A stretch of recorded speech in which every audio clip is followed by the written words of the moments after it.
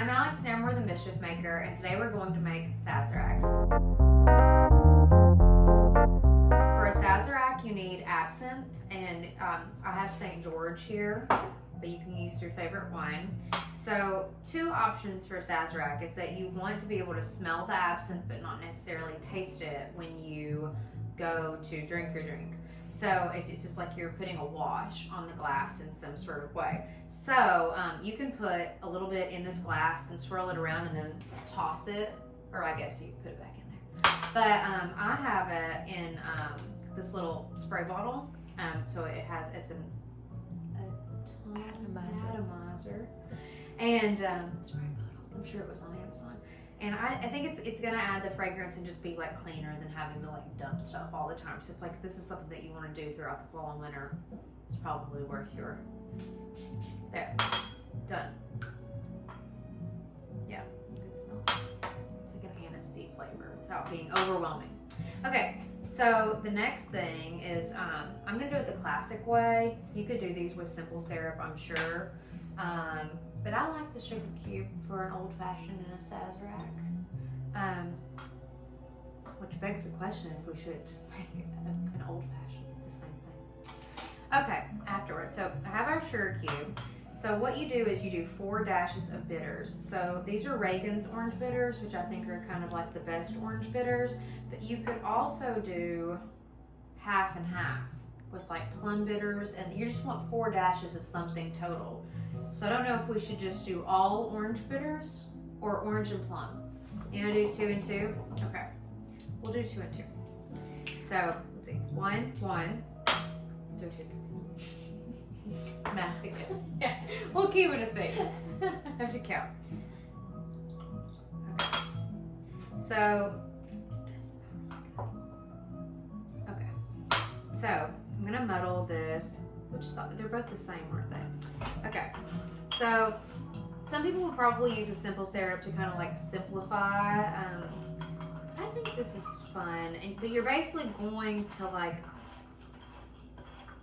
muddle this together until it is a syrup in the bottom of your glass. So, not yet. I'm gonna go for it for a little while. It's better to overdo it than underdo it.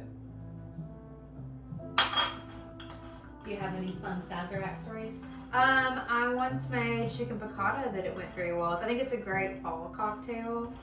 I don't know. It has kind of like a good little history and sensibility to it. I turned. I know I'm not allowed.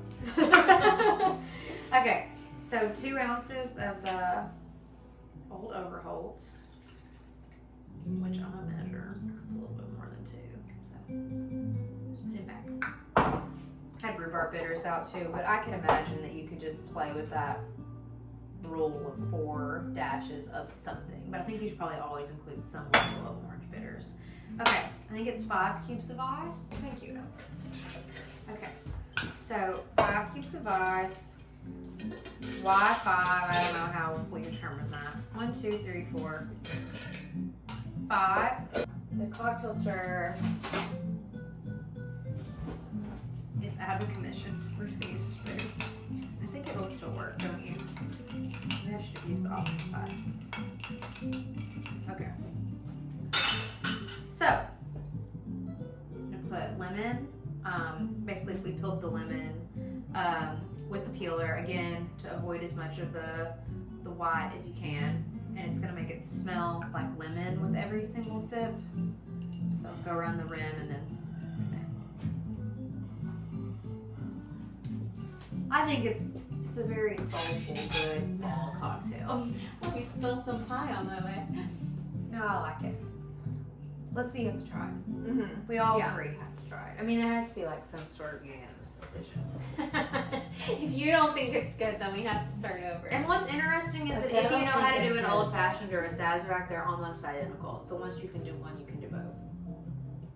It's good. I actually taste the plum peppers. They're really good. Mm-hmm. That's good. That's a good choice. Yeah. Okay. It's fun. You could do all orange, plum, half. Go wild with it. So, cheers. Right? Cheers. Cheers.